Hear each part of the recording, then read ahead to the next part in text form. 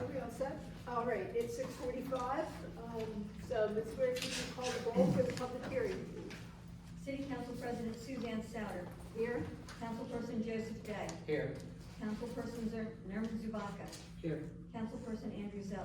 Here. Councilperson Brian Badaway. Here. Also present, Mayor Valerie Leary. City Treasurer Janet Carlin. Chief of Police Richard McCabe. Building Official Jeffrey Bergstrom. And City Solicitor Max Walton. Thank you. Okay, there being a quorum, I call this public hearing to order. Mr. Day, would you introduce the ordinance, please? Do you want me to read it full? I don't, no, we've read it once. I think we could just refer to it by title from now on, right? Yes, I'm fine with that. Okay, the hearing is for ordinance number 540, an ordinance to amend section 230-61 to require the submission of a concept plan in conjunction with certain petitions to amend the zoning code. In short order, this would require, and I'll start, there's two versions. There's the original version that was approved by planning that says the council may require the petition to be accompanied by a concept plan, and this is for rezonings. The second rendition actually requires a concept plan for rezonings. So that is the subject of the public hearing tonight. Oh, any public comments? Yes. Okay. The usual, please state your name and address and sign in on the sheet provided, and you have 3 minutes.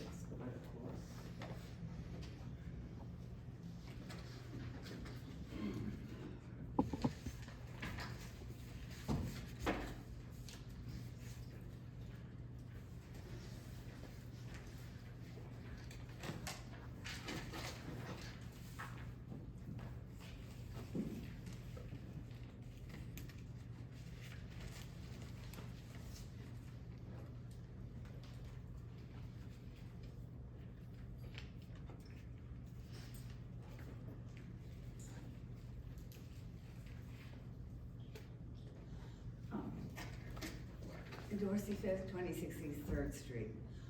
I just find this a little confusing because as the ordinance reads, it says it may require, it doesn't say it shall require, but from what Mr. Day said, it sounds as though your version is saying that it is required to have a concept. And I frankly think a concept is something that should always be required because otherwise, we're not going to know what it's going to look like when it's built, and I don't understand why the Planning Commission simply wanted to make it optional for some things. My other question is that in the ordinance, it says section 213-7B3 of the city code is amended and replaced in its entirety with the following: with new language identified in bold text. And I mean, this is minor really, except that the part that is not in bold text is not part of the old section, so that confused me a little bit. At any rate, Mr. Day, am I correct in thinking that your version, the second version, actually does require a concept? That's right, the second version is the version I would like to adopt tonight. I see, and that is not the one that actually, that I got from the, And just for clarification, when this was originally written, it was written with may, and then after further review, I asked for it to be changed to must. I see, so what I got online is the first version and you've got the second version. That's correct. Thank you. Good to know. I apologize for the confusion.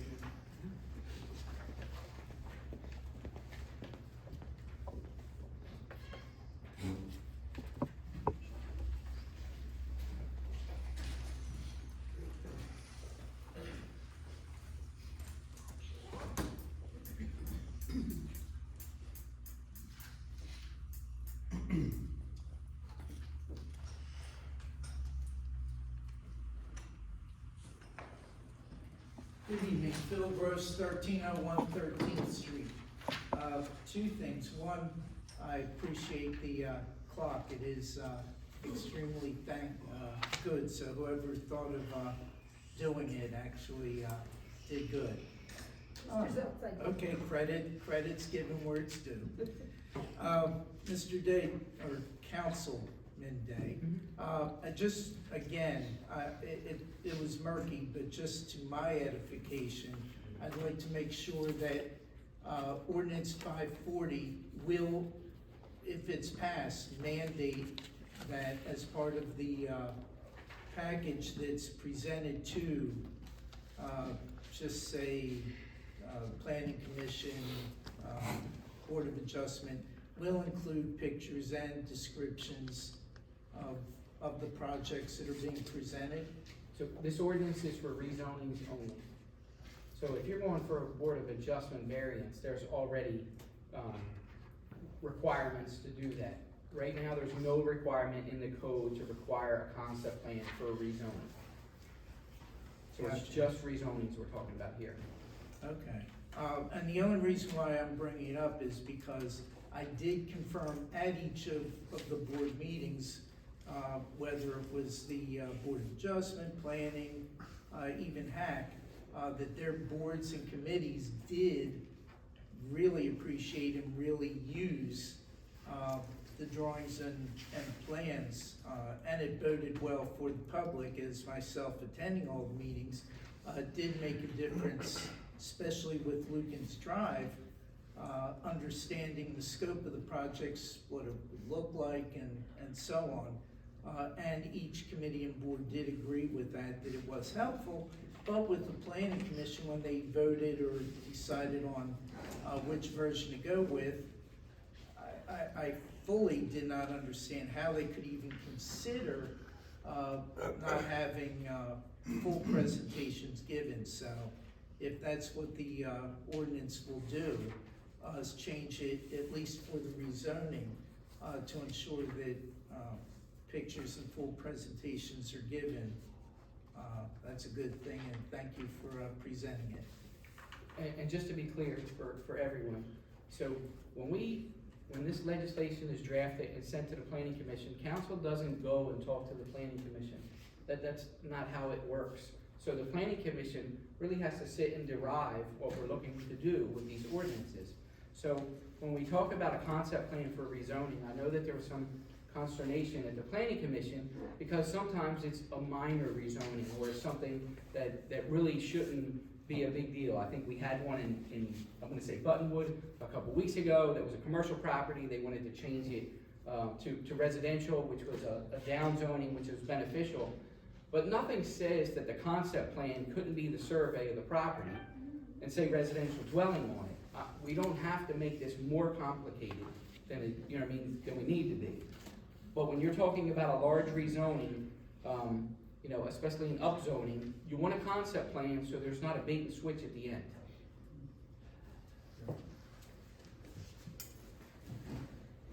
Even unintentional, I don't mean, you know. And Mr. Day, doing this is making us consistent with the county, is that right? Yes, you can't do a rezoning in the county without and most jurisdictions don't allow rezonings without some kind of plan to tie it back to.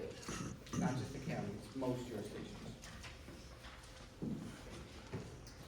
And Chris, if I speak out of turn, please. Does any other member of the public have a comment on this ordinance? Is it, Mr. Walton, is it appropriate for Mr. Rogers to speak now? Yes, and I'd like to comment on the nice lady's statement. There's an error in the ordinance. There's an error in the ordinance. It's correct in the title, but it is not correct in section 2. So, I've checked it just to make sure we're right. You are right. It should be 230-61 as it says in the title, and the amendment is made to section B2.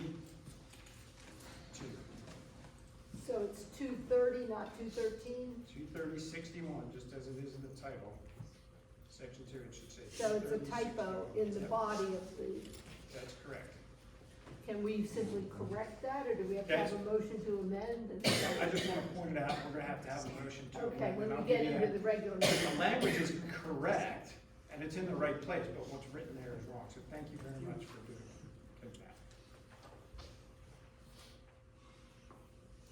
So, and just to be clear, Max, so in section 2, it does say it's hereby amended and replaced in its entirety.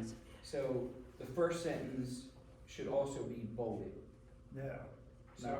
I'm gonna read this, I'm gonna read what's in the code now. Okay. In bolded language. So everything that's not bolded is currently in the code at Okay. section 230-61. Everything in bold is new. Okay. It's just the wording was a little bit weird, I think, when you talk about replaced in its entirety, but I understand. Okay, Mr. Rogers, did you have some comments? Yes, thank you, Madam President. This was before, the planning commission's role is to make recommendations to any proposed amendments to the zoning ordinance. They had a public hearing, duly advertised public hearing as required by the code. And as Councilperson Day stated, there were two versions in front of the planning commission. You know, in short, one was mandatory, that all rezonings shall be accompanied by a concept plan. The other version was, all rezonings may be accompanied by concept plan at the discretion of the council. And the planning commission voted to recommend the non-mandatory version for the purposes as stated by Councilperson Day. They were concerned about, the last 4 or 5 rezonings that we've had, but for River Edge, were small rezonings that really weren't, the applicant would be hard pressed to come up with a concept plan for a postage stamp lot in Buttonwood or Dobbinsville as examples of the last few rezonings that we have. But I understand Mr. Day's way to approach those small rezonings, and I think that obviously the planning commission will defer to the council's decision here.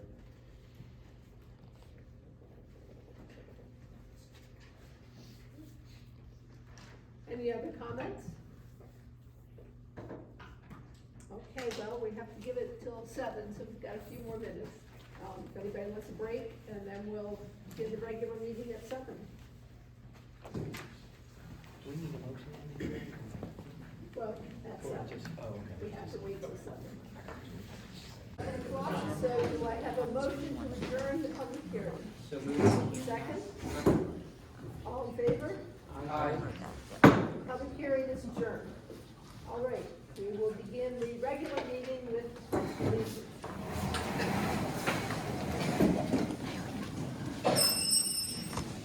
pledge allegiance to the flag of the United States of America and to the republic for which it stands, one nation, under God, indivisible, with liberty and justice for all.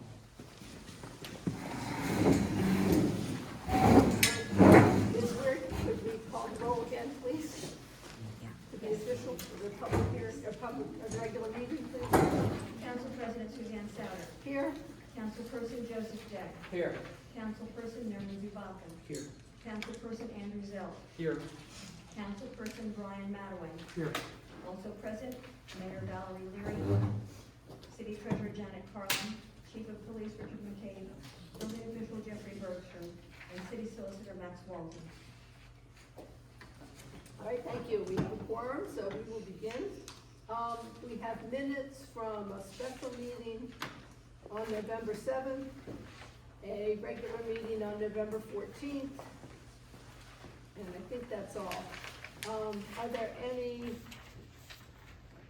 and a special meeting on November 20th. And another one on, they're out of sequence, a special meeting on November 2nd. So, are there any corrections or additions to the meeting, the special meeting, minutes for the special meeting of November 2nd? I think that's actually, excuse me, I'm supposed to be November 29th, I believe. Oh, I see, yes, Mhm. sorry, well then we'll go in order, my mistake, sorry. On Tuesday, the meeting, there's a special meeting of Tuesday, November 7th, are there any corrections or additions? Okay, is there a motion to approve those minutes as submitted? So moved. A second? Second. All in favor? Aye. I'll abstain since I was not there. Okay, thank you. Then the public hearing on Tuesday, November 14th. Are there any corrections or additions to those minutes? Is there a motion to approve those minutes as submitted? So moved. A second? Second. All in favor? Aye. Okay, and then the regular meeting on Tuesday, the 14th, any corrections or additions to those? Is there a motion to approve those minutes as submitted? Motion to approve. Second. All in favor? Aye. And then there's a special meeting on November 20th. Any corrections or additions to those? Okay, a motion to approve? So moved. Second. All in favor? Aye. And one more, Tuesday, November 29th, special meeting, any additions or corrections? Just the typo in title, but. Yeah, Yeah. it's there. And any, okay, is there a motion to approve with that correction? Motion to approve. Second, Second. all in favor? Aye. All right, then, so the minutes are approved. Treasurer's report, Ms. Carlin? Good evening, everyone. This is the unaudited treasurer's report as of November 30th, 2023. The total unrestricted funds, $9,804,690.70. Total restricted funds, $2,709,019.11. Total cash in the accounts, $12,513,709.81. Are there any questions for Ms. Carlin? All right. May I make a statement, Sure. please? Certainly. I have shared with Council President that I will be stepping down from the treasurer's position. I have told Mrs. Halder that I will stay on as long as I am needed until a replacement is found. It is coincidental that I was appointed to this position after the death of Tommy Leonard many, many years ago. I had big shoes to fill. My first time running for office was in April of 2001. And as they say, the rest is history. I want to thank my colleagues over the years, and especially the people of Newcastle for having confidence in me. It has been a privilege to serve all of you. Thank you. Thank you Thank for you. your many years of service.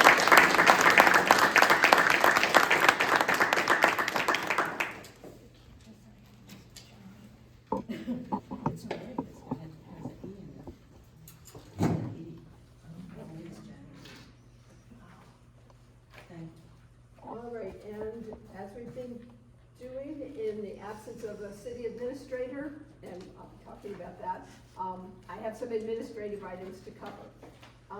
We've made no further progress on ordering the new band shell. However, it's been a pretty busy time for everyone, so we haven't been able to gather the additional information we need to make that decision, but we haven't forgotten about it. So hopefully, early in the new year, we can get that squared away. Ms. Bergstrom, we have 3 questions for you. Do we have any further word on the status of the paving at the intersection of Delaware and Sixth? We still don't have a date? No, we still don't have a date. Okay. And the Bruthurst paving, I know it was underway, is it It's completed. finished? Okay. And is there any update on the replacement of the curbing at Second and Chestnut? The, 2 weeks, or maybe 6 weeks. That was exactly the contractor, he believes he's gonna get the granite curb in 2 weeks. So, we'll wait. Okay, thank you.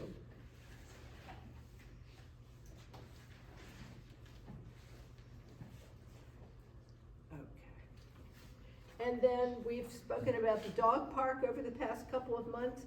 We did receive a draft agreement, memorandum of understanding / lease agreement from the trust's attorney. And Mr. Walton and his staff are reviewing that, and, you know, naturally, there's a few details to be worked out. But I've also learned that there's more to establishing a dog park than just putting up some fence. Mr. Walton's associate very kindly did some research and sent me a document prepared by the American Kennel Club about what it takes to have a successful dog park, and which they ought to know, right? The biggest thing is that the communities that have successfully established dog parks usually have a committee of people who use the park who sort of manage it. They set rules, they post signs, you know, basically just keep things under control. So it doesn't mean they have to be there patrolling every day or anything like that. It's just that you need some group of people who know about dogs and using dog parks to keep an eye on things. So anyone who's interested in this and would like to volunteer to join this, to help start this group, Mr. Zelt, who's a well-known dog lover in town, has graciously agreed to take this on. So if you're interested in helping to get this going, speak to Mr. Zelt, and we'll try to get a group together and get moving on this. Last month, Councilperson Day asked if we could have a presentation about the proposed housing projects in Newcastle, including what permits have been issued or requested for large projects. And on sort of the same subject, Councilperson Zabaka expressed an interest in making this information available to residents on the city's website. And I attended, for my information, the last meeting of the Planning Commission, and I learned that they're interested in the same thing. They would like to have this information more readily available. And I spoke with the chair, Margot Rain, and it turns out she's a adjunct professor with the University of Delaware School of Business and Economics. And one of the professors there teaches a class on management information technology for small businesses and local governments.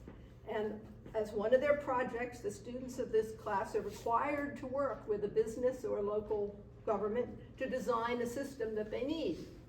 So, Ms. Rain put us in contact with this professor, and we have a Zoom meeting scheduled for Thursday with Mr. Zabaka and myself, and I think Ms. Rain, if she's able to get there. And so we're going to learn more about this program, and it might be a way for us to get, at a pretty reasonable cost, a system to do this, to make this information available not only to the Planning Commission, but to the rest of us as well. So next month we should have more information.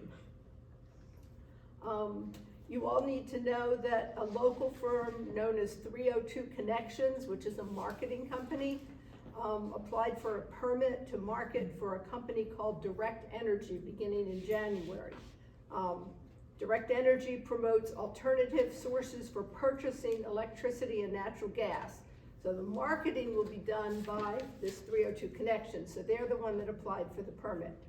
They satisfied the city's requirements and provided proof of insurance. They will be going door to door, but they met the city's requirements, so we've issued the permit, but we're allowed to establish some conditions. So we did, and the conditions are that each salesperson has to carry a copy of the permit and produce it upon request if they knock on your door.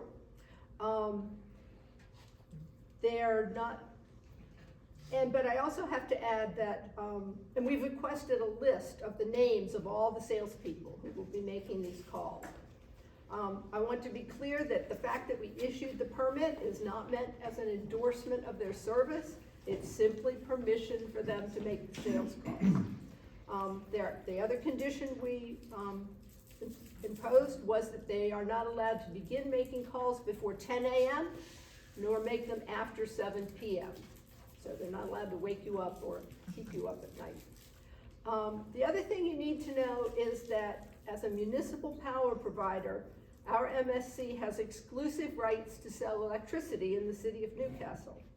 So the only service you could choose to purchase from Direct Energy is natural gas, since Delmarva, which provides our natural gas, does not have exclusive rights. So we're trying to get the word out to everyone, so they won't be upset if somebody calls on them. They have the right to say, no, I'm not interested, goodbye, or listen to their presentation. That's entirely up to you.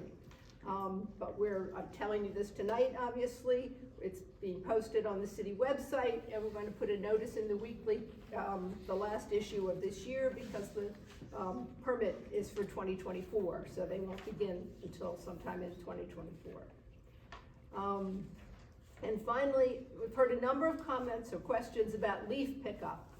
And Public Works has been trying to do this, but they have run into a couple of problems. One, the equipment that sucks up the leaves broke, and so they had to get it repaired.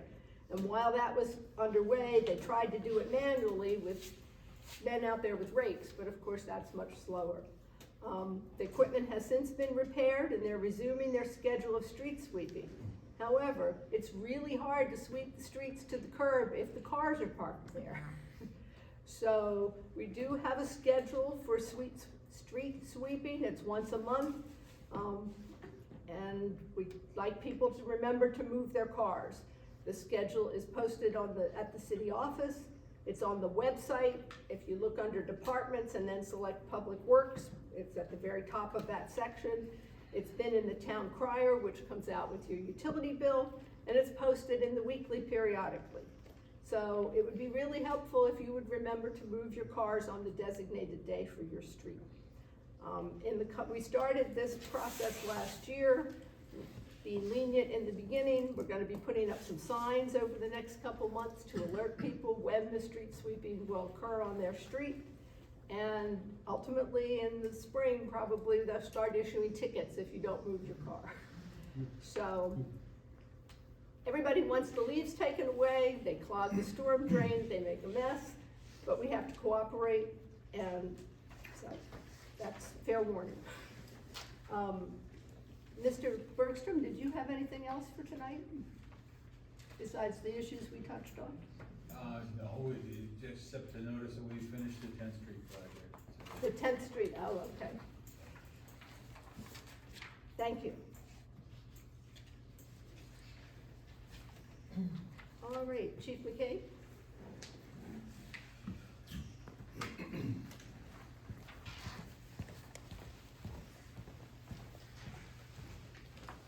Good evening. I just have a few things. First, I think most are aware that there was a crash the other night at 6th or 7th in Delaware that shut the road down for a little bit. It was a DUI-related crash. But I wanted to take a minute to thank the fire department, MSC, and Public Works. They all responded and helped us close that road and keep it closed. We were short-staffed that night, and obviously we had other things to deal with, so we managed to keep that safe until Verizon came out to do what they had to do. They took longer than we'd like, so it's an issue we're addressing. I know we got some phone calls about the delay there. We don't know why. There may have been a miscommunication in the nature of the damage that Verizon misinterpreted what was wrong. So we're working on that, and hopefully we don't experience that kind of delay again.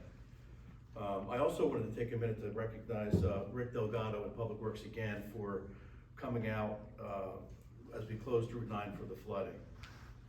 We have just kind of recently, it's taken years to develop this plan, but we've recently worked with DelDOT to get a significant amount of road closure signs and materials.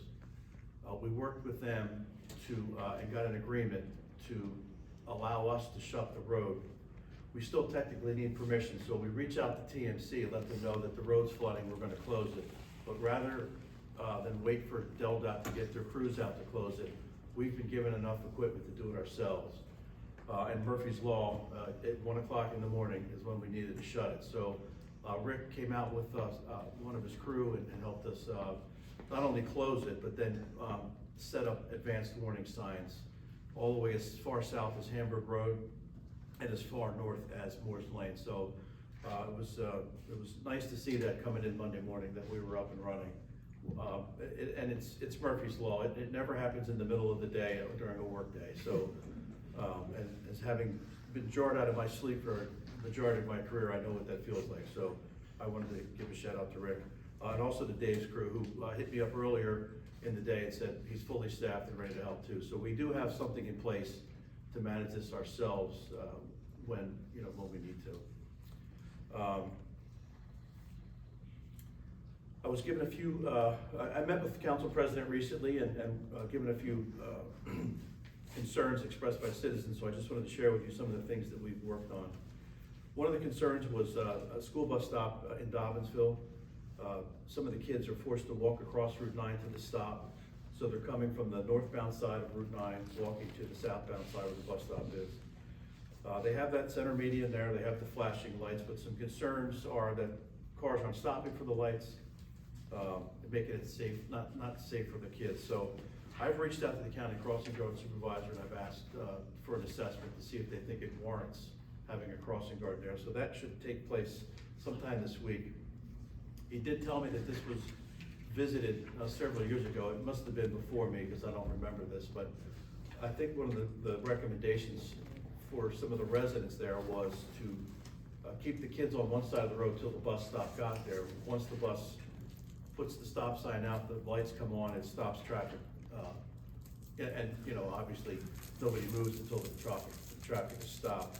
I think they were pushing that years ago because they're not sure there's enough volume to warrant the crossing guards. They, like everybody else, are struggling to get some help in that with people doing that job. So, but they're gonna come out and do an assessment anyway, and I should have something for you by the end of the week, if not early next week. I am working with some folks up at with the county and BRECOM to break down specific calls for service for our apartment complexes. I know the fire department's doing the same thing. The issues that we're running into is that, I don't know if I shared this or not, but it's not coming in as a particular address. It's not coming in as the Garrison or as Deemer's Landing or as the Helm. It may come in as 500 West 7th Street, 502 West 7th Street, 507 West 7th Street. It may come in as West 7th Street Apartment 12 or whatever. So it's challenging to find a way to collect all that data, but we are working on that. And we do recognize the significance of that data. You may have noticed an increase in traffic enforcement on Delaware Street in Erie County, Cary Downey.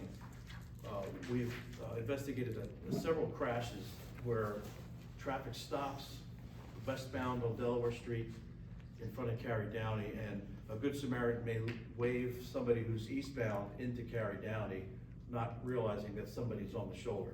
And we've had a few crashes that way. So we've picked up enforcement and there's been zero tolerance. So if anybody that you know has been stopped and ticketed, sorry.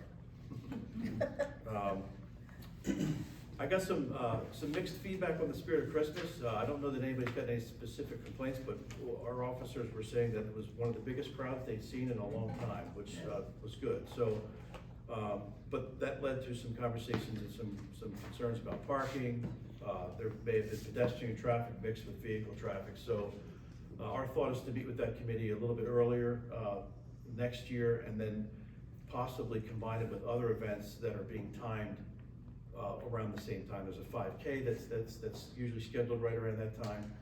So the concept is to maybe combine both events, meet with both committees to see if we can do that, because we feel like we may need a little bit more resources to help manage that next year. If we're gonna close a road, which we're certainly not opposed to. Years ago, that Delaware Street became kind of a square setup. Things were done in that square. That I think the van shell was set up there.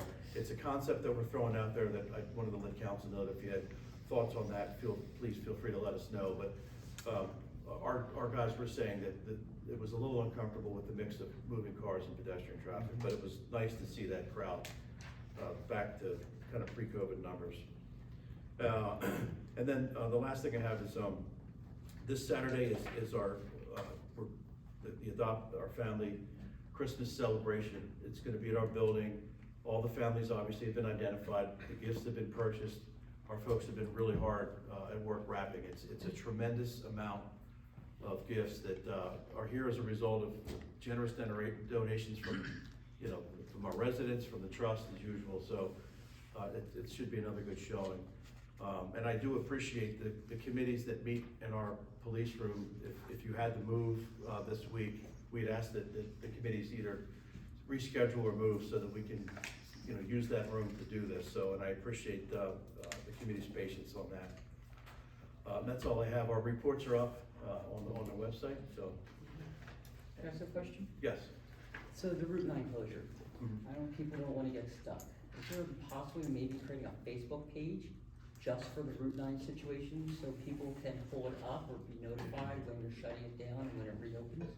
So we can maybe have people not go that direction? I think it was on. So, yeah, and I'm not a social media expert, but if it would, we have about 3,000 followers, so I don't know if that's not strong enough, I don't know. I know we usually do things in conjunction with the fire department. Whatever we can do for outreach, we absolutely, we'd be willing to do. There's a lot of people that take that, so it might pick up more people that's designated just for that situation, so people can pull it up and say, hey, can I go that way when it rains or not? Yeah, I mean, anything we can do to get the message out, and I'm not sure if I've shared this, but some of the folks we met with, we are looking for funding that can allow us to have signs that are permanently mounted, that are linked to, any water rising, that triggers signs that are well north of the city to say Route 9 closed, so, yeah, that is a huge problem. Once they're there, they're committed, right, and then you either have people making U-turns or just throwing their hands in the air and saying, hoping for the best as they drive through a puddle, so, yeah, I mean, we're supportive of any outreach. What do, for signs like that, has there been a cost identified? No cost specifically yet, we're looking at some other jurisdictions that have them, But we do have the city Facebook, the police department Facebook, the Goodwill. Good, thank you, Goodwill Facebook, and there's, it would just have to be notified so we could put it on the city Facebook, because that Facebook page is becoming more active now. It was pretty quiet for a while, and so people are now looking at it, so. Yeah. Perhaps between those three, maybe something on the website, maybe. And we might have been a little bit slow, again, it was a 1 AM kind of thing. No, our staff, I mean, I have the phone this week, so I'll get a text to say we're closing Route 9, it's 1 in the morning, I just, get on our page and send a message out, so it's not terribly difficult, but, yeah, we'll do what we have to do. And this seems to be a message we keep repeating, but I wanna say thank you to our treasurer, to Janet Carlin. I just found this out the other day, and I was, very sad. We're gonna miss you terribly, and I have to tell you. I'll be around. I go so far back that my checks were signed and inked by Ms. Carlin, so. For no other reason, that's why I go way back too. So thank you for everything. Thank you.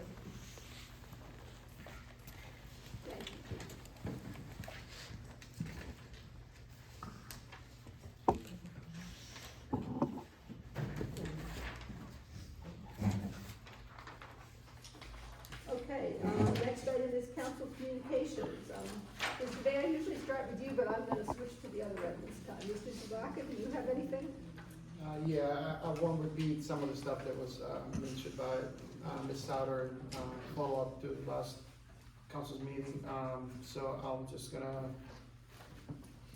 wanted to congratulate Mr. Clayton for winning another term on trustees.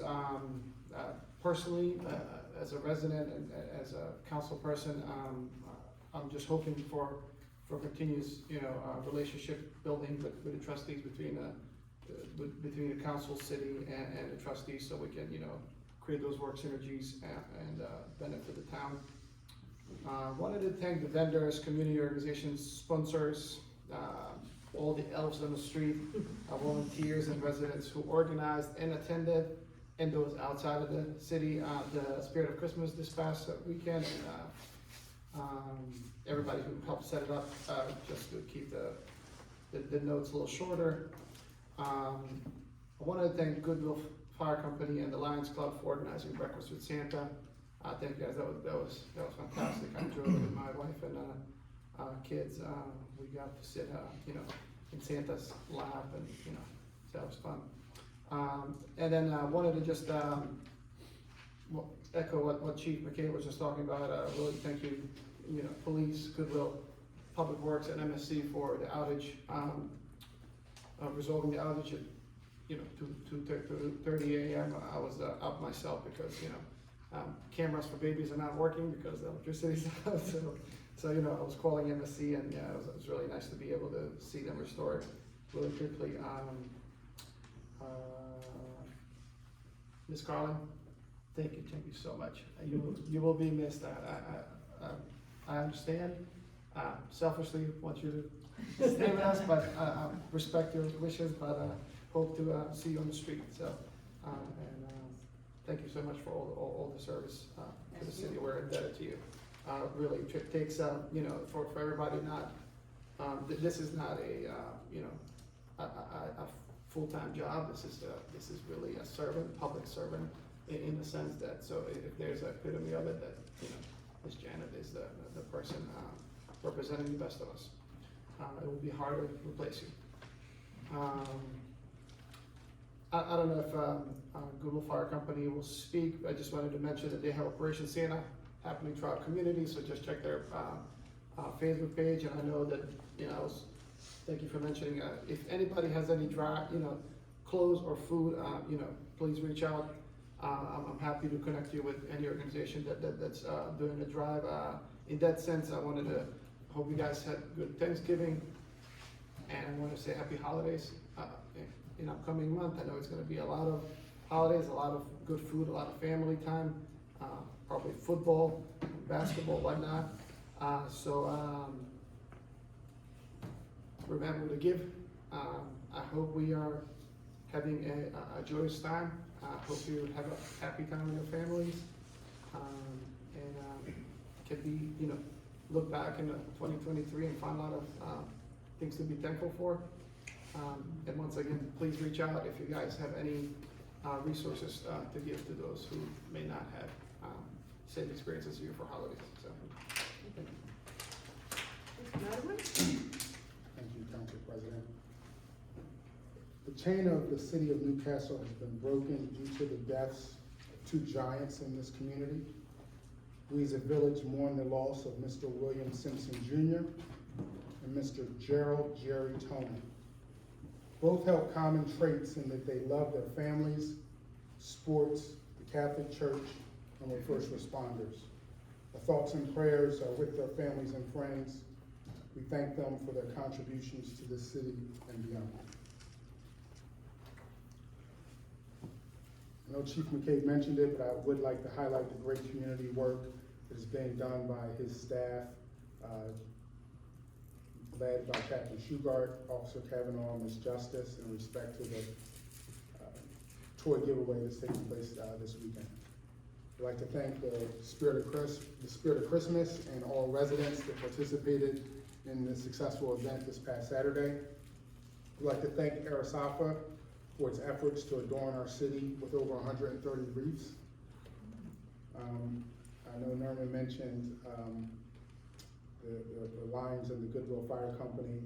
I know a lot of kids were out there taking pictures with Santa. I really enjoyed the pancakes. So thank you, Chief Dave, for that.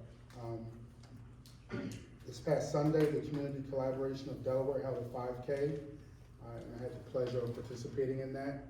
It was a really good community event that took place. The race was down Battery Park.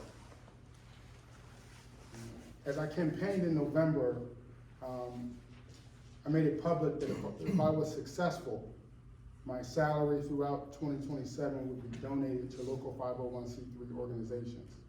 I believe in being transparent, and I believe in honoring and doing what I said I was going to do. So a few weeks ago, I donated $450 to the Friends of the Library, and my company matched that donation. Ms. Carlin, you'll be missed, and you cannot be replaced in respect to the work that you've done in this community. As your neighbor, I know where you live. And if I don't see you there, I know to go to Portofino. Thank you, Council President. Thank you. Ms. Mazel? As mentioned earlier with the dog park, if you have friends that are not here tonight, have them contact me. The information is on our website. Send an email and I'll get in contact with you. Ms. Carlin, thank you for all the years of service. I know I went back to 2001. It was my pleasure. So thank you very much. As for giving back to the community, I have actually given to the senior center, helping them out. I did a nice match. One company, I work for Sally Mae, they've actually doubled the match. So it's nice that they're getting the triple amount of the money that I was able to donate. I'm also helping out Goodwill. Was there last night and found out that their coffee maker, the nice Keurig, died. So we're getting that replaced for them as well. Andrew, just to, wanted to add, if I can be part of the group for dog park, that'd be great, but if.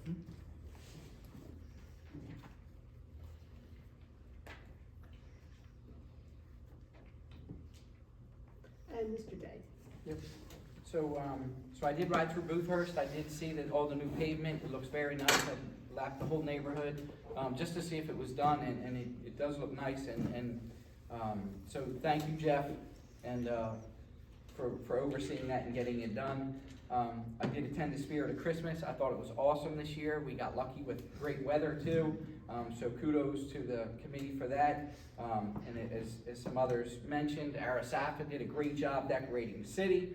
I also attended the Goodwill Lions Club Santa breakfast, which was always, as always, was well done. I did meet with a few interested citizens this past week regarding the Bull Hill Boat Club and getting something started there. I'd also like to congratulate Tom Clayton. And then I thank you, Brian, for bringing up about Jerry Toner and Bill Simpson's deaths. Jerry was a fireman at Holloway Terrace and a retired county cop. Bill Simpson was a firefighter at Goodwill and a past chief at Goodwill. So I do appreciate you bringing that up. And last but not least, certainly thank you, Janet. It won't be the same without you.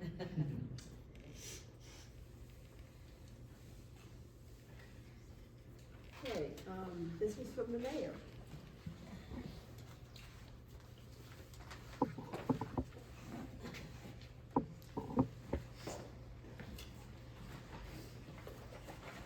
My list is long and thanking everybody for Spirit of Christmas, we're doing that everywhere. Anybody speaking is talking about what a great day it was, and the weather cooperated, and everything just came together. Arisafa, our city staff, MSC, helping with the food, everything came together, and it was a great day.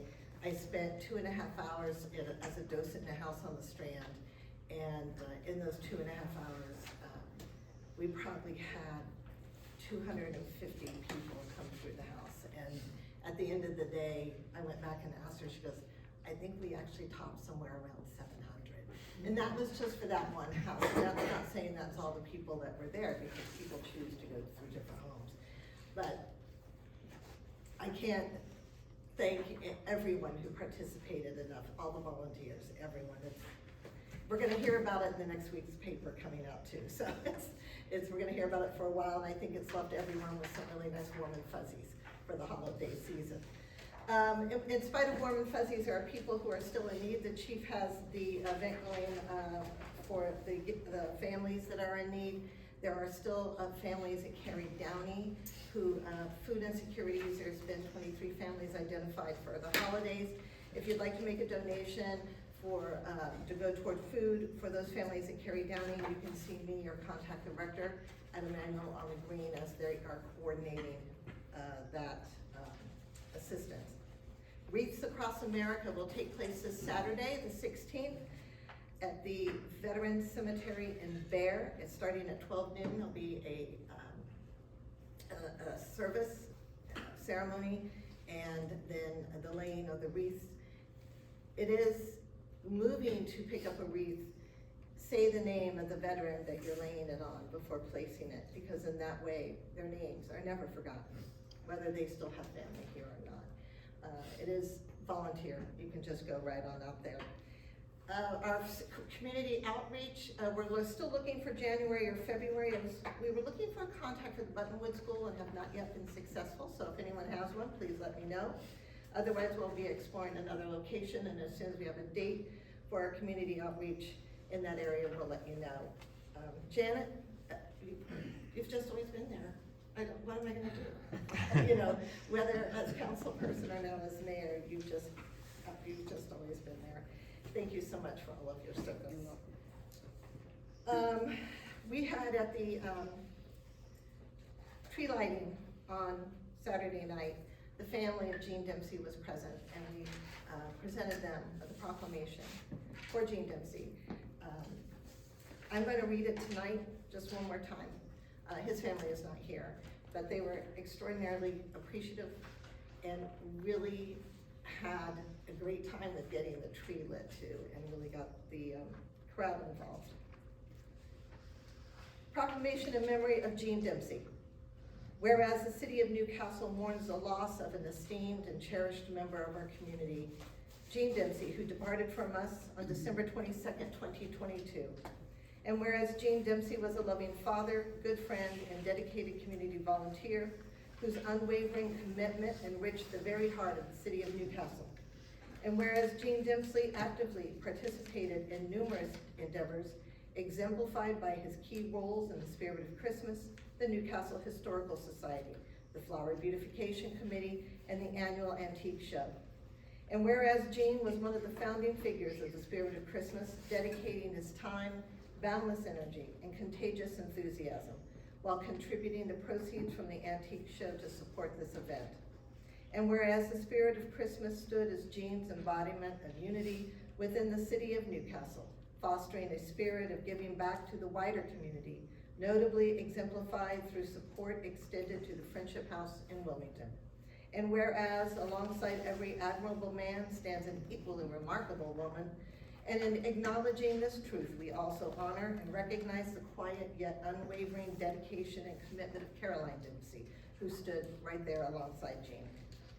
And whereas Gene Dempsey epitomized the true essence of Christmas by demonstrating the values of generosity, kindness, and sharing. And now therefore I, Valerie Leary, Mayor of the City of Newcastle, along with the entire City Council, express our utmost admiration and profound gratitude for the invaluable contributions of Gene Dempsey.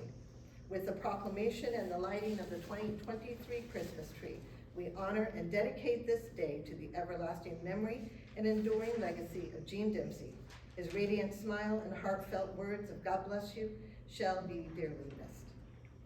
And with that, they got up and rallied up the crowd and got the tree lit, so that was pretty cool. So I'm looking for photos if anybody has any of direct on stage. But I do want to wish everyone a Merry Christmas. If your faith celebrates otherwise, please happy holidays, no matter what. Just please be safe over the holidays and enjoying your time with family and friends. And if you're an orphan and you're home alone on Christmas, let me know. We've always got a place at our table. Thank you. All right. We decided to make it official and add comments from Goodwill Fire Company to the agenda, so, Chief? Thank you very much, Madam President. I do not have an official report for you this evening. That's something we'll be putting together a format for and have for you starting in January. I'd just like to thank the community and all of council for their support of our public events that we've had throughout the last month. Obviously, Santa Claus is out and about in the community, actually currently as we speak, and Santa will be through the downtown area on Saturday the 23rd, starting at noon. Other than that, please remember to be fire safe this Christmas season. Keep your Christmas trees watered if they're alive. Don't overload your surge protectors. Stay warm, and don't keep your space heaters too close to anything combustible. And finally, to everyone who celebrates, Merry Christmas or Happy Holidays, and we hope we don't have to meet you on the street.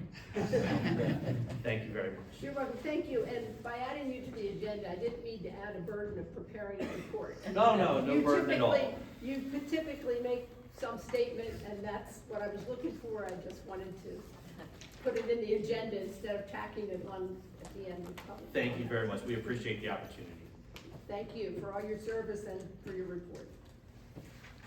Okay, public comments, and I'll remind you again, as I did last time, first of all, of course, state your name and sign in on the sheet that's on the podium. As before, we will try to answer simple questions, but we cannot enter into extended discussion of a topic that wasn't published on the agenda. So with that, who has public comments for tonight? Okay. By the way, nice car.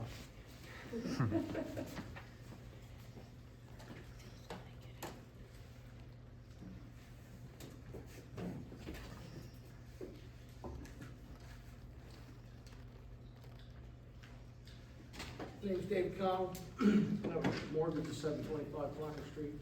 I pay utilities, I pay taxes there. My grandparents had it for 40 years before that. My Aunt Sarah had it for about 40 years before that, so I've been there about 23 years, I guess. We buried my mother yesterday right there next to her parents, my grandparents. Right down, a couple of headstones down is my Aunt Sarah and her husband. So all my descendants that own my house are down a row. According to the internet site the city has for new business, are you gonna vote on an extension for Mr. Richard McCabe tonight? Yes. Okay, I didn't wanna do this, can that please be delayed? I don't wanna do this in December before Christmas.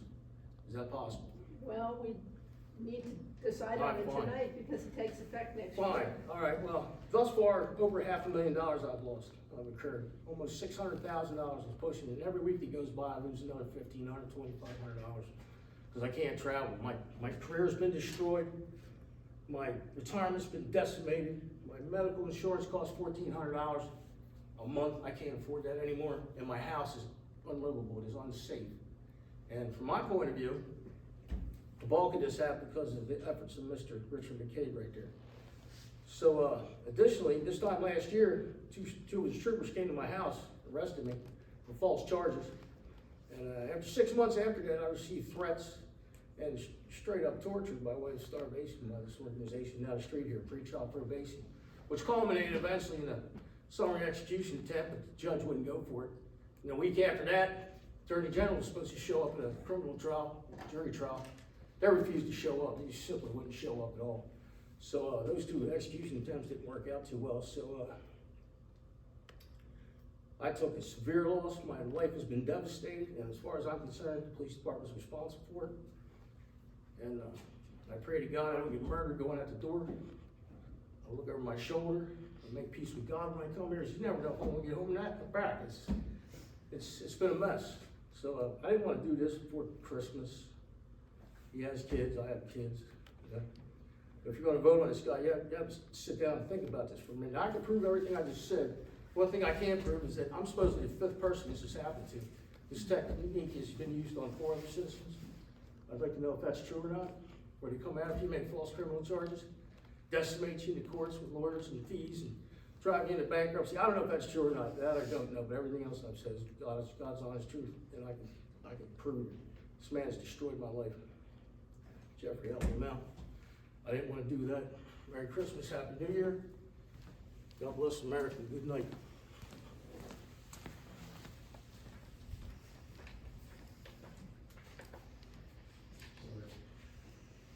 Good evening, Phil Gross, 1301 13th Street.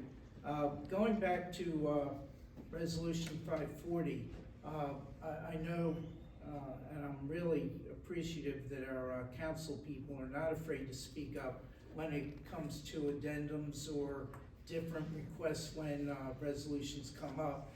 But 540 has got to be defined. So different from how the Planning Commission left it, where it's gonna be up to the presenter, I think it should be defined that anything more than a single family dwelling should be obligated to present pictures, drawings, and a full presentation like anything else, because multifamily, anything, can change a neighborhood. So I'm pleading with, council that they add that in there, that anything more than a single dwelling, presented should have, corresponding graphics, pictures, whatever needs to be done, so that the commissions and boards can fully understand what's being presented, as well as the public. Second, Ms. Garland, contrary to anybody's belief, I do fully appreciate all the years of service, dedicated service, not just service. You took everything to heart, and you made sure that it was right. So, again, any misconceptions, wipe them out. I appreciate you. Thank you.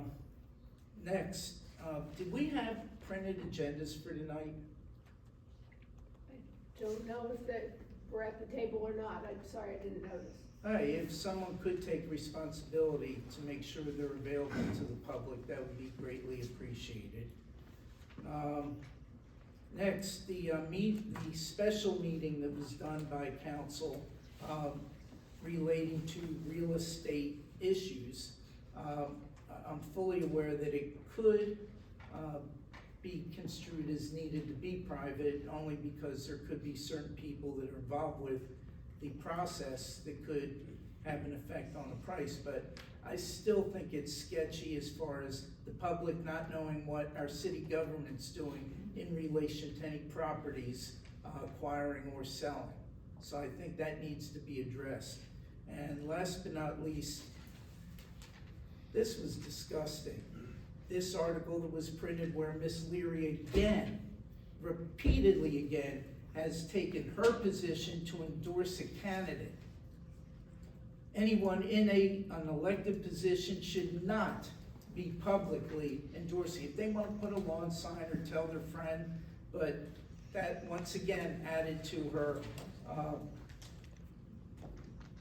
making Kim step down and a whole bunch of things. She should step down or get put out. I'll just make two comments. First, Mr. Gross, we did have an executive session about a property matter. We do not make decisions at executive sessions. It was a matter of getting information and becoming informed about a situation. When it's time to make a decision, it will be done at a public meeting.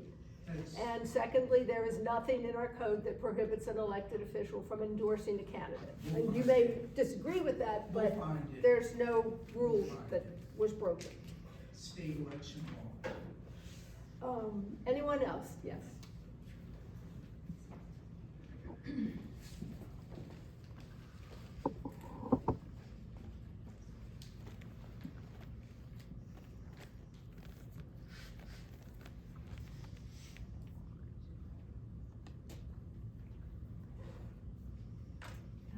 Tara Hayward Olivas, 114 East 3rd Street. I was part of the Spirit of Christmas Steering Committee this year, and I wanted to thank everyone who volunteered, the fire department, the police department, for your support and keeping everyone safe.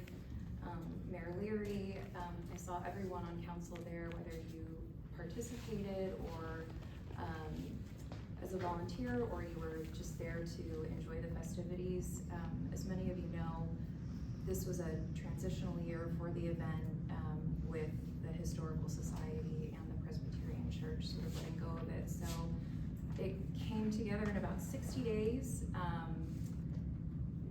I don't have the final number yet, but we do know that we surpassed the number in donations for Friendship House in years past. So it was a really phenomenal day, and we weren't sure what to expect, but I just wanted to thank everyone again, everyone who volunteered, everyone who was a docent, everyone who supported financially.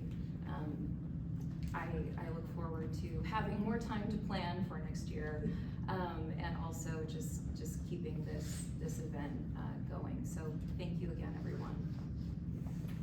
Thank you.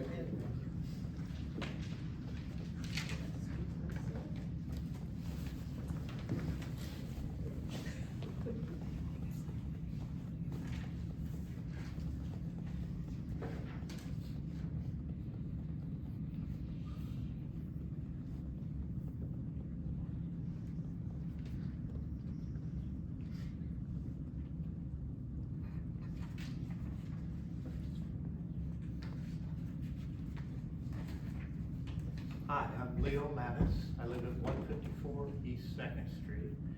I just want to start out by saying I'm not a civil engineer and I don't have any knowledge about what I'm talking about. I just have some concerns and some unresolved questions surrounding the street repairs in our neighborhood.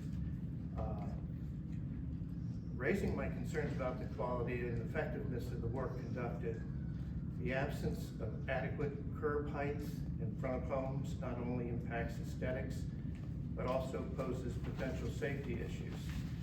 The broken metal drain covers and the drains that are filled with asphalt suggest a lack of attention to detail and adherence to proper maintenance standards, compromising the drainage system's functionality. Additionally, streets paved and sloped in a manner that prevents the water drainage can lead to pooling and erosion problems. Addressing these issues is crucial not only for the community's visual appeal, but also for ensuring the longevity and functionality of the local infrastructure. I don't know who to address that to, or you have any comments about it. Questions?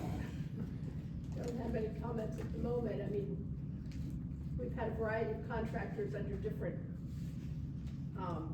from different sources. For example, after the gas lines were changed, Delmarva hired contractors who did paving to repair the street after it had been dug up for the gas lines. So those contractors were not hired by the city. Well, I certainly hope they weren't paid. Well, that would have been up to Delmarva. No, it's up to us to enforce the standards for our city. It's not up to Delmarva to come in here and enforce the standards for our city. The streets were not paved properly, and they damaged some of the infrastructure.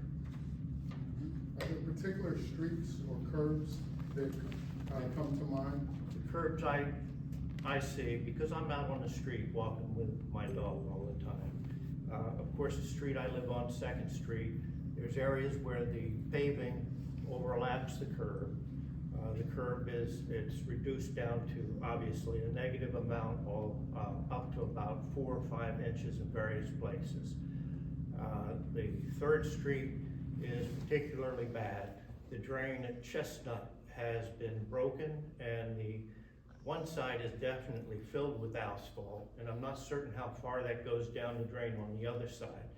And the curbing on that street is particularly bad. In some places, the drainage that the homeowners had put in initially on their own properties to drain the water away, the street level is above their drains. So, and I don't see an easy fix for that. 4th Street, I brought it to the attention of many people in this city who are the movers and shakers. And the comment that I got twice was, oh my God, we're about to do 4th Street. Well, 4th Street was done better than the other streets. The drainage problem that I notice continually, because I walk there, is at Harmony and 2nd Street.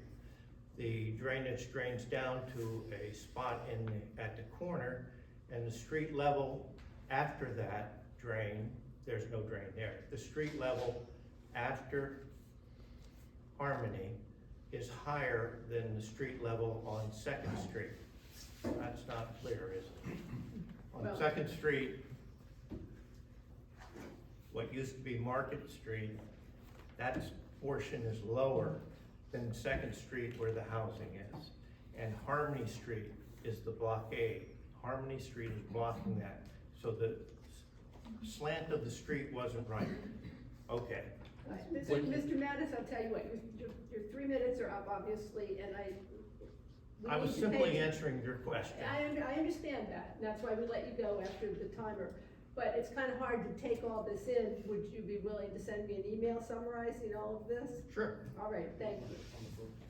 And we'll discuss it with Public Works, yeah. Thank you. Make a list of all the locations.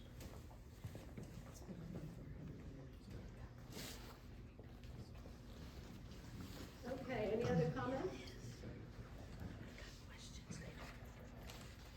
Okay, I realized that I skipped the remarks from the council president, so I'll do them now and then we'll move on. I just want to echo the thanks to Goodwill, to the Lions Club for Breakfast with Santa, although I do have one little story. There was a little girl, perhaps 3, sitting across from me at the table eating pancakes. And Captain Shugart, Tina Shugart, came up and gave her the little packet of a kit to make an ornament. And the little girl's eyes got real big, and after Captain Shugart moved on, "Who was that, Mommy?" And I said, and her mother said, "A police officer." And oh, so this child has a good impression of police officers starting her young life. But that breakfast always feels like the start of the Christmas season in Newcastle for me. I also want to thank everyone that was involved with Spirit of Christmas. I'm not going to reiterate the list because it's already been done by other people. Also, congratulations to Mr. Clayton. People have been asking about the status of our search for a new city administrator. We've had a number of really strong candidates. We've interviewed quite a few. We have one more interview this week, and then we'll be deciding how to proceed from there. We've had a somewhat informal process. I mean, not that we didn't go through the applications, but we didn't set a set pattern that we would automatically do second interviews. We figured we'd do the first round. If it was one person head and shoulders above the other, we might offer the job, and if they accept it, we're done. If that doesn't happen that way and there's 2 or 3 candidates that are close, we may have second interviews. We don't really expect to have anyone in place until January or perhaps February. All the people we're interviewing have jobs, which means they have to give notice and so on. So it's out there. We're working on it, and I'm encouraged by the quality of the applicants that we've had. I mentioned earlier that I had attended the last Planning Commission meeting, and the other thing I learned, besides the existence of this potential help through the university with a website containing our status of building permits, I also learned that they have similar interest to council.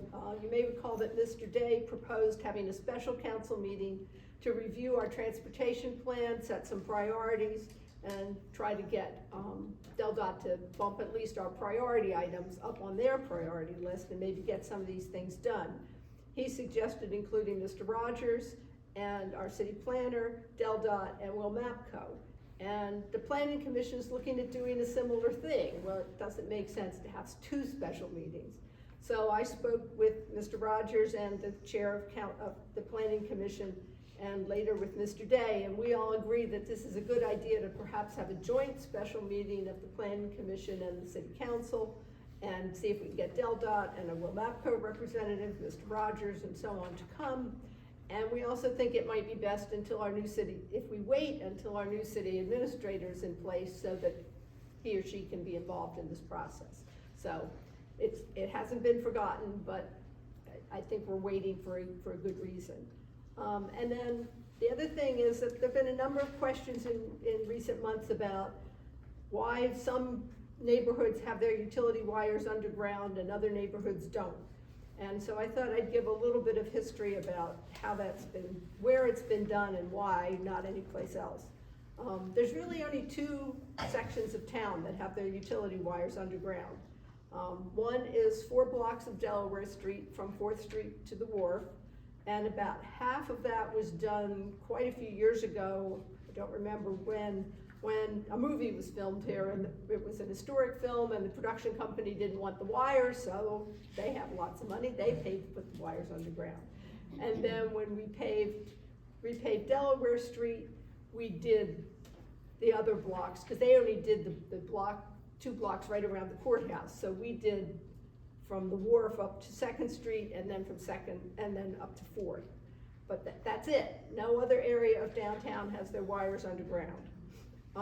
Van Dyke Village was done because they had all their utility lines in the backyards of people's homes, and those wires needed to be replaced. I guess the systems were aging and they were difficult to access because they were in people's backyards. And so MSC decided that since they had to replace those wires anyway, instead of putting them again in the backyards on poles, they'd bury the wires. They did it themselves, and they It was an extended period. They planned for 6 years to complete the process. It was delayed by COVID. And as we heard last month in Mr. Bloomquist's report that I read, they hope to finish in 2024. We looked into the possibility of having it done in other areas, and it's to hire contractors to do it, we're talking millions of dollars. And if MSC does it, they don't have the staff to do it in rapid fashion. As we've heard from Van Dyke, some of the residents aren't happy that it's taken so long. Well, it's either time or money. And so we opted for, MSC did it when it made sense for them to do it. And we'd like to be able to do the rest, but we're gonna have to wait and see how we can manage that. The other problem is that we have 2 cable services in town, Comcast and Verizon. Comcast agreed that their cable lines could go underground when the others were put there. Verizon will not do this, and we can't force them because they have a different licensing agreement than Comcast does. We renegotiated a contract with Verizon a few years ago. We tried to get this in on that agreement, and they still refused. So the alternative is to say, okay, Verizon, you can't have service here in town, and I don't know that anybody wants us to do that. Then we'd only have one company to choose from. So it'd be nice to have them all underground, but it's gonna take quite a while to meet that goal. So that's my report, and also I wanna join everyone else in wishing everyone happy holidays. Excuse me, can I add something?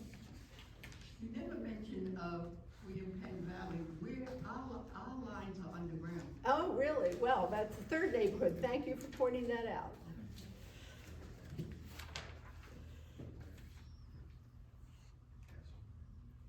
All right, so the next item on the agenda is the second reading, discussion, and possible vote on ordinance 540, which we had the public hearing on earlier this evening.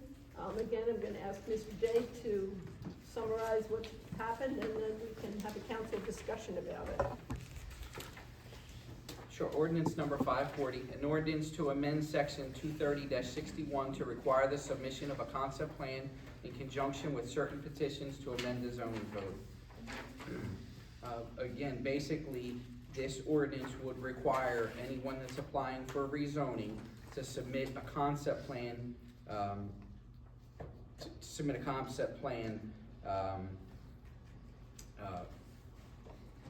period. There's no other, they have to submit a concept plan. The code does not require it right now. So you can go and ask for a rezoning without giving any idea of what you want to do. This just requires a concept plan that you would be held to when the rezoning and the construction occurs. Okay, now, my understanding was that this was to put us in sync with the county. My intention doesn't have anything to do with the county. This is, most jurisdictions require some kind of concept plan before you get a rezoning. And do they do that for everything? I mean, I'm thinking of the instance in Buttonwood where there was an error on the zoning map, and the only way to correct it was to have an ordinance and technically it was a zoning change. Now, it seems excessive to have those people have to go to the expense even of having a survey, if not a concept plan, for something, a correction. And other relatively minor ones that I can't think of examples, but the Buttonwood example definitely comes to mind. And I think, if I'm reading the minutes correctly, that was the planning commission's concern as well, and that's why they chose the option with the council may require instead of council shall require. And I don't know if there's a way we can deal with that by saying shall require it for major changes or for multifamily complexes, or if there's some way we could define it or make an exception for a correction or for a minor change. It would probably take some legal language, but I'm just trying to, I think I agree that it's a very good thing to have a concept plan with any kind of major zoning change request. But I also think it's unfair to put the burden on property owners for something that's either a correction or an extremely minor change, like the one, River's Edge that we talked about last time. where you're not gonna have any additional new construction. So I don't know how we walk that line in the ordinance. Yeah, Yeah. I just wanna shortly, add that I agree with that if we can add a language about, there can be an exceptions issued, for that, either make a list or at this, discretion of the council, to that point about, and we can talk about language about minor, projects or something like that, I think Councilperson Day, and I'm sure you're gonna speak to it, intention was not for concept plan to be an issue for, events like this, but rather larger projects, but I don't wanna speak to your intentions, but yeah, anyways. That would be my concern as well.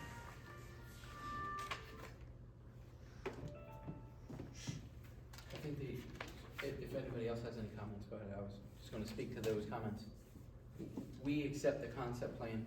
The concept plan can be as basic or as intricate as we're looking for too. So I know that they have to have some information that's required in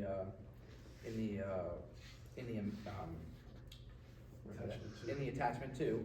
But that doesn't necessarily say somebody has to go, when I said survey, most homeowners have a survey of their property already.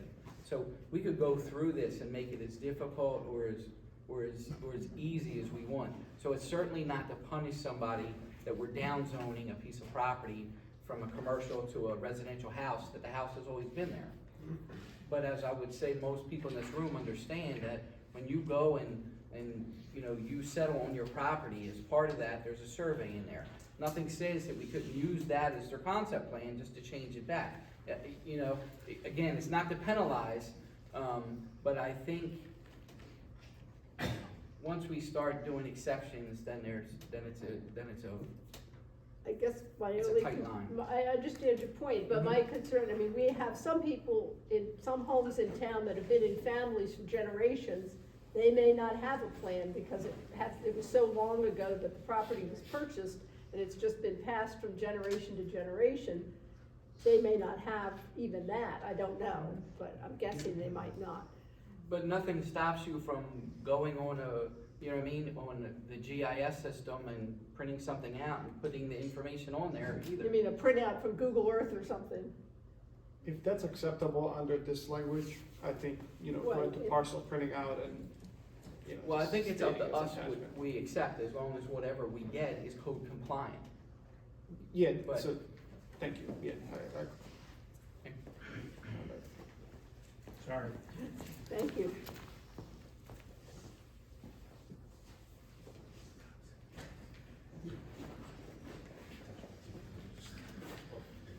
Sorry. That's okay. Sorry, everybody. It's the big green book that's come out. No, if we're gonna do this, we need to do it right, and sometimes that takes time.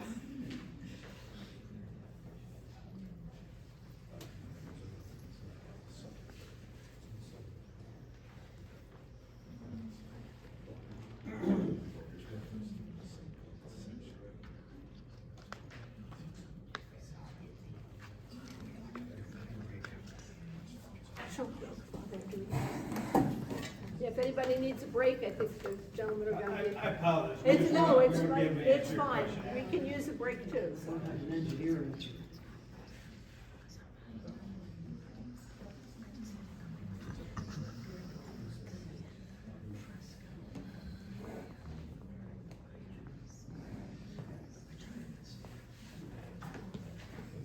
So,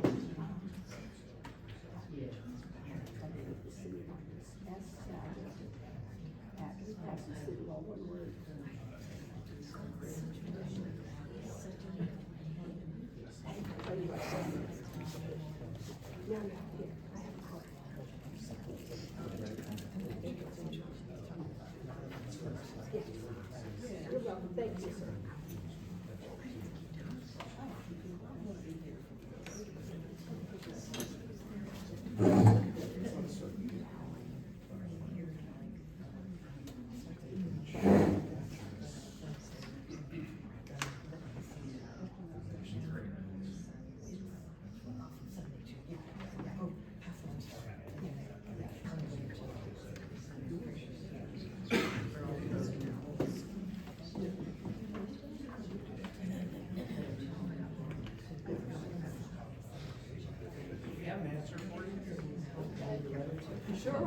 Well, can we wait till Mr. Zabaka gets back? And we agree, how about that? That makes it easier, doesn't it?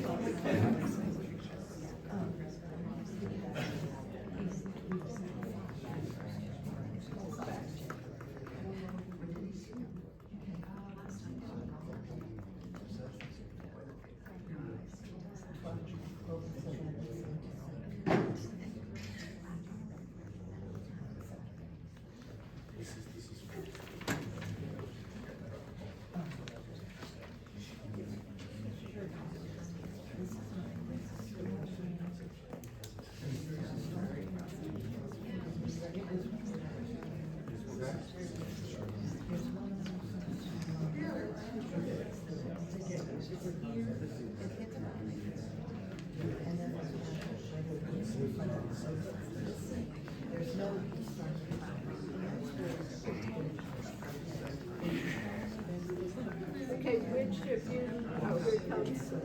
Well, can I just add one comment to when Nerman's back? Sure. Back, Sure. All right, I think Mr. Day has a comment, and then. So I just wanted to include, there's three ways to do this. Planning commission can start a rezoning, the council can start a rezoning, or it can be done by the property owner through petition. So this is one of three ways. But, go ahead. So this only applies to when the property owner initiates it? That's right. City planner and I have confirmed, if you go to attachment 2 of the zoning code, there are requirements for or attachment 2, there are requirements for a site plan, that there are some high water levels and some other engineering requirements that are set forth in there. It's our joint recommendation that instead of saying in, as described in attachment 2, we say acceptable to the city, to city council or city staff, something to that effect. So that way, for the minor one that you're talking about, you're not bound by the engineered plan that's in attachment 2. So, Chris, did I? Yes. Fair? We agree. The other thing that I would like you to make is where it says section 2, that's the typo we discussed earlier, that nicely pointed out to us, it should be 23061 instead of 213-7. Okay, so we need 2 amendments. Yes, if that's the way you. And where is the reference to It's the in attachment? Section 2, third bold line, it says in attachment 2. Oh, yes. And we say acceptable to. So we would say the petition to be accompanied by a concept plan containing the information described in attachment 2, and we would add accept. We would eliminate as described, right? Containing information, and then go from described and wipe all the rest of the sentence out, right? All the information as required by city council. It gives it a little more flexibility.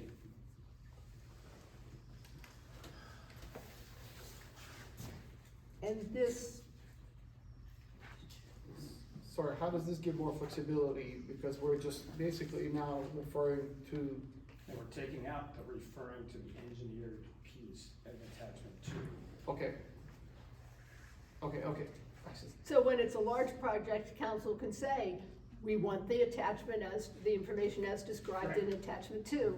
If it's a minor one, we can say. Make it a little easier. Make it easier. Okay, so do you want, is that acceptable? Absolutely. Do you want to propose the amendment? Sure. Do you want me to do them both in one or separate? Can we do both of these things in one amendment? Or do we have to do? If you agree on them all, I guess it's fine. I would probably do them separate ones. All just right, in case yeah, there's the just- first one's easier, I guess. Yeah. So I propose the amendment in section 2 that instead of section 213-7, it be changed to 230-61. That's 230-61. Okay, so a second to that motion Second. is that, Can we talk a little more about this? I'm sorry. we're correcting a typo. Oh, this is just 236? This is Okay, just okay, sorry, that. sorry, yeah. Okay, so we have a motion to correct the typo, to change, right after where it says section 2, and then it in bold, then it says section 213-7B3, we're gonna delete 213-7B3 and substitute 230-61. B. The B I'm three sorry, the states. B3 is still correct? Yes. Okay. All right, so, we've had a motion and a second to make this correction. All in favor? Aye. Okay. All right, now we need a second a second amendment, which is a little more complicated, If I and could you have just- a Yeah. question.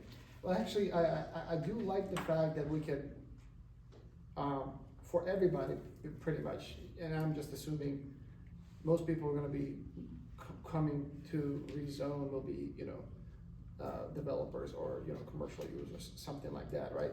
So majority of these people I would prefer to go through the attachment 2 that we're having originally in this, paragraph, and then add a sentence about council may require, and the language that we were just talking about, for just, residential, rezoning or something like that, to that point. So that's just the only exception, if there's a rezoning requested by a, By the not a owner. commercial, development or anything like that, just a residential, property.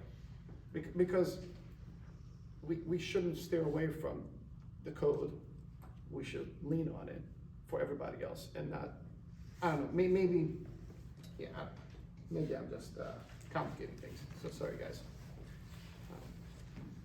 Well, could Can it, I add something? Sure. You know, the attachment 2 was just an easy reference. The attachment 2 was in the code for where the other portion, there's other sections of the code that require a concept plan prior to the submission of a site plan. And those are for large developments. So that's, we created the concept plan checklist in attachment 2 for, big site plans. It wasn't created for rezonings or for small developments. So it really is there for larger developments. The attachment 2, and it was an easy reference when the amendment was first proposed to prescribe what would be on the concept plan. There's already a checklist that we were referring to. I understand, so I'm just, I guess the place I'm coming from is when we have somebody wanting to rezone industrial into commercial or vice versa or whatnot, right? For purposes of developing something, right? So, which is the intention of this right here. I feel like we should be sticking to the, not giving any leeway of saying council will choose which, kind of pathway to go, but rather, call upon here. So that shouldn't be something that we even have to discuss really to say, go this route or the other, because all of those petitions should have a same route. And they probably will, but I'm just thinking, why not call it out in here? well, so are you suggesting we leave that sentence as is and then add a sentence, something to the effect that however, council may waive this requirement for minor, but then how do you define I'm minor? not gonna define it. Yeah.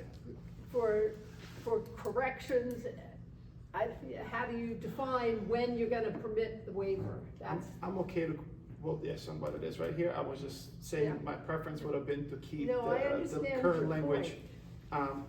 that, specifies the part. Would a single family dwelling, would a term like that give us coverage or no? So every time you do this, my head goes, what if this scenario, right? So if you have a single family dwelling that's a gigantic house, that they wanna go from residential to some sort of a commercial drugstore use, right? They might try to get in under that. So there's always a permutation. I do this all day, right? It's always a permutation that they're gonna try to sneak in under. I'm comfortable to your point, that if we have that and it's something bigger, we can just point them right to that code. And I want to reiterate what Chris said, is that if you have a bigger project that has a site plan, they're gonna have to do that anyway, right? So they're already gonna do they're gonna have to do it for the. they have to do it for the zoning. For the site requirement? plan, yeah, if they have a site plan, they have to do it. Well, that attachment 2 was put in the ordinance, you know, a few years ago when we redid the site plan section. And it, you know, it would only apply for a, you know, a by right development. So, it wouldn't be applied at the rezoning stage unless, without this amendment. And just to be clear, right now, you can come to this body with a rezoning and not have any plan with any standards whatsoever. You could say, I want to rezone from industrial to commercial, from residential to industrial, without any plan whatsoever right now. Right, and I agree that that's not the way we want it to be. I'm just trying to figure out a way to parse it so that we don't penalize property owners, small property owners, for minor changes and primarily for corrections, because when there's an error made, that wasn't necessarily their fault. But if there's a correction to be made, that can be started by council, or it can be started by the planning commission. And then It this does wouldn't not have to be done through the property owner, and Chris, if That's I'm correct. wrong, He's right. say that. So, So in other words, if someone came to us and said, hey, we found this error in as in the Buttonwood case, there was an error on the zoning map and some parcels were incorrectly labeled. So instead of having the property owners petition, we could say, oh, you're right, and then council or planning could initiate a corrective rezoning. the corrective rezoning, and then this would not apply. Then we can, yeah. So then we don't need to change this, because, is that, And I'm sorry, I should have said that when I was said that there was 3 ways to do rezonings, that was my But we can keep the intention. original I language apologize. even Yeah. in here, but. so we don't need to change this if we're gonna, if we just have to. Or would you advise that? We just have to advise people, if they come to us, hey, I found an error in your zoning map, I'd like to petition to have that changed. We need to say, no, we'll make the petition. Yes. To answer your question very briefly, so let's assume we had a situation where there was an error in the zoning map. Somebody could come to their member of council and say, there's an error in the zoning map, right? And they could go and they could request that the city do a proactive rezoning to correct the error, right? Where they're not trying to get one over, they're not trying to change the use, they're not trying to do that. So in that situation, yes, they could do that. And that's in section 23061, which we were talking about. So with that, if that solves your problem vis-a-vis the small rezoning, then you can keep the language the same. As long as we're on firm legal standing You're with good. that. You're good. We just have to, people have to know that that's what they, the council members have to know that, and the building officials, anybody who would be approached about this problem needs to be aware that, don't tell the person to go get a survey done before they can do anything.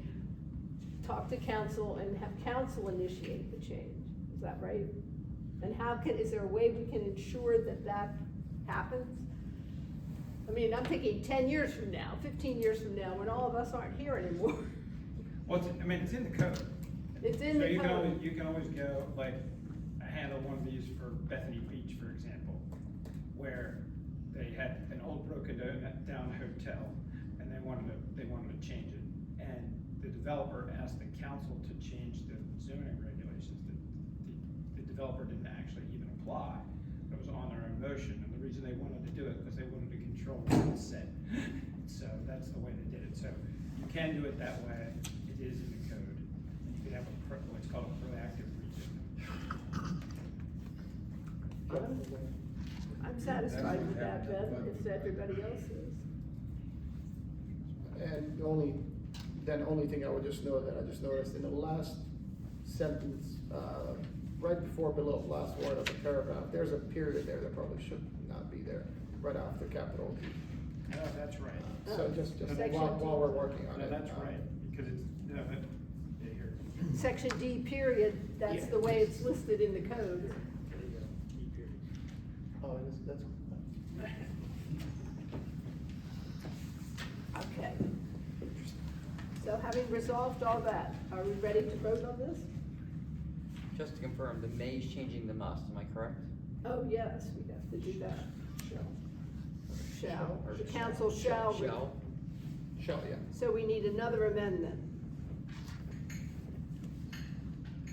So I move an amendment that in section 2, the second sentence, I think that is? No, third sentence. Third sentence. For amendments initiated by petition, the council shall require the petition be accompanied. We're just changing one word. Is that right? I'm sorry, there was a second version. That's the version that requires it, and you can see the change in the language. Right, there. oh, it just says, okay, must be accompanied, the petition must be accompanied. So can we simply reference version 2 Yes, as an amendment, or, yes. okay? You can do it either way. You could do the Well, first that's one, change simpler the because last- the language is already worked out. Okay, so then I make an amendment, move an amendment that we change to version 2 of this ordinance, with that version also having the correction of the section number. Is that all that needs to be in it? Okay, is there a second to that motion? Second. All right, all in favor of the amendment? Aye? Aye. Okay, and now we need a roll call vote for the ordinance. Do we need a motion for the roll call vote? You do need a motion. Okay, I have a motion for a roll call vote. I'll make the motion for a roll call vote on ordinance number 540. All right, a second? Second. Okay. Ms. Waring, would you call the roll call vote, please? Council President Souter, Aye. Councilperson Joseph Day, Aye. Councilperson Nerman Zubaka, Aye. Councilperson Andrew Zell, Aye. Councilperson Brian Madaway. Aye. All right. The ordinance is adopted. I apologize for the confusion. That's all right. It's complicated and we need to get it right. Yep. Thank you. Okay.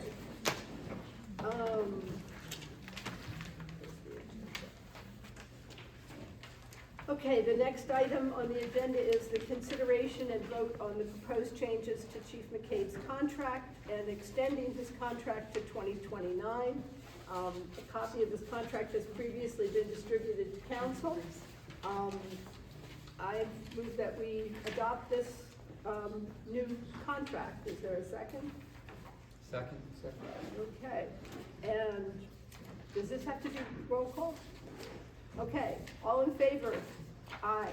Aye. All right, the motion is adopted unanimously. You should every time make sure you say all opposed nay. Oh, sorry, any opposed? Okay, now the motion's adopted.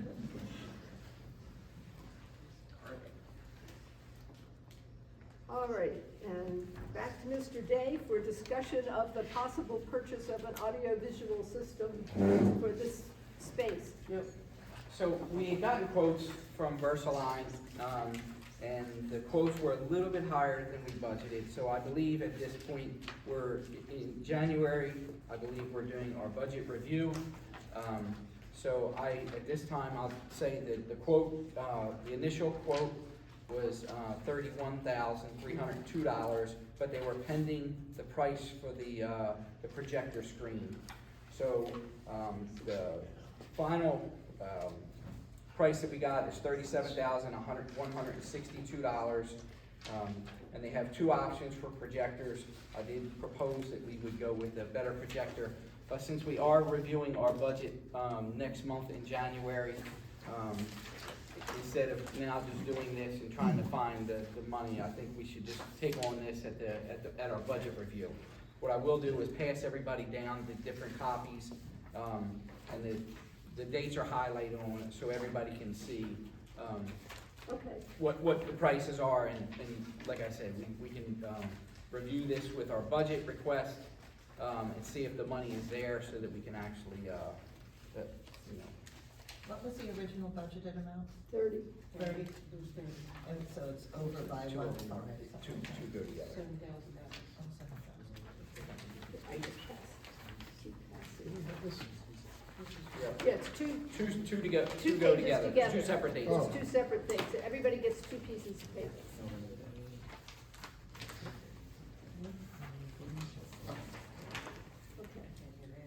all I had on this, unless anybody had Right. any questions. I just want to add a little bit of description for those who haven't been involved before. The purpose of exploring all this is that we've had times when we've had presentations in this room, for example, from developers with site plans, and it's very awkward to show any kind of, throwing stuff up on this wall with slides or whatever. And so what we were looking into getting was a retractable screen, which couldn't be here because it would block the fire alarm and this sconce, so we would put it probably in front of those windows. And, because we can adjust the angle of the chairs so people can see it when we're using it. We would retract up into the ceiling so that when the senior center uses this room for other purposes, it wouldn't be an obstruction. And it would also have a sound system that would make it easier for the public to hear us. It would make for greater clarity in the recordings of the meetings. So that's the purpose of all this. And this is the second company we have talked to. The first company's bid was, I can't remember if it was $57,000 or $67,000. 57. 57. So it was $20,000 more than this one. And we were like, no. And we went and got this second quote. So we, as Mr. Day said, we'll defer this until we do our budget review and see if there's a way to fit it in this year's budget. Thank you for your work on this, Mr. Day. Thank you. Okay, the next item is, Sorry, can I ask, sure.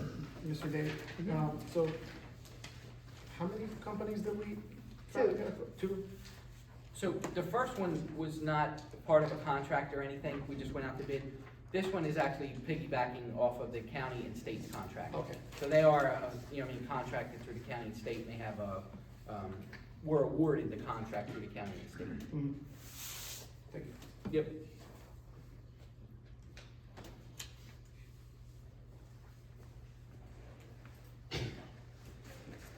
Okay. The next item on the agenda is a resolution to appoint Alice Reel to the Tree Advisory Committee. And is there a motion to read this? Motion to read. Okay, I will read the agenda. Resolution 2023-38, a resolution approving the mayor's appointment to the Tree Advisory Commission of Alice Reel to fulfill the unexpired term of Sheila Shannon.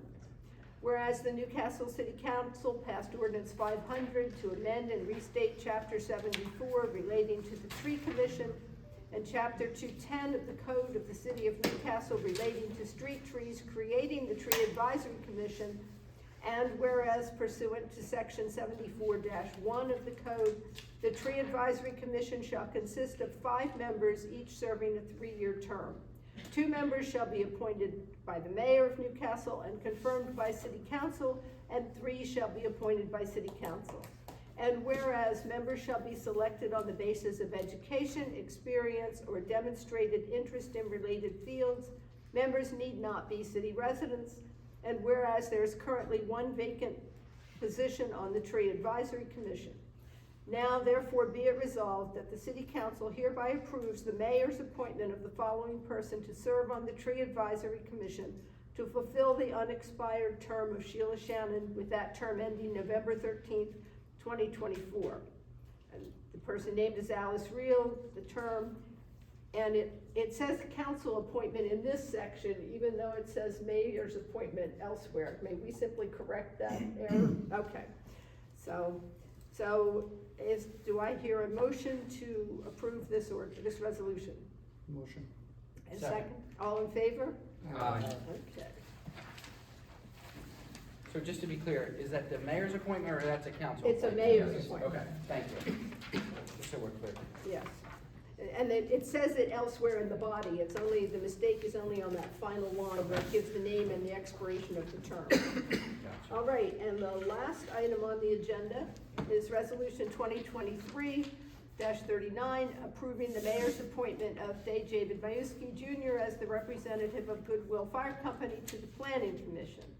Do I hear a motion to read this resolution? Motion to read. Second? Second. All, okay. All in favor? Aye. Okay. Whereas the Goodwill Fire Company is responsible for emergency response in and around the city of Newcastle, and thus offers an important perspective on appropriate planning needs and recommendations in the city. And whereas section 58-2 of the city code governs the membership of the planning commission, including the process for appointment, the length of term, and the removal of such members. And whereas the city council unanimously adopted ordinance 541 on November 14th, 2023, amending section 58-2 to dedicate one seat on the planning commission to a representative of the Goodwill Fire Company. And whereas there is a vacancy on the planning commission due to the expiration of the term of Matthew Lovely. And whereas the Goodwill Fire Company has named J. David Majewski Jr. as their representative to the planning commission. Therefore, be it resolved that the city council approves the mayor's appointment of J. David Majewski Jr. to a 3-year term on the planning commission. This term expires December 12th, 2026. Is there a motion to vote on this resolution? Motion. Second. Okay, all in favor? Aye. Adopted. All right, I think we're finished. Do I hear a motion to adjourn? Motion to adjourn. Second. All in favor? Aye. Meeting adjourned.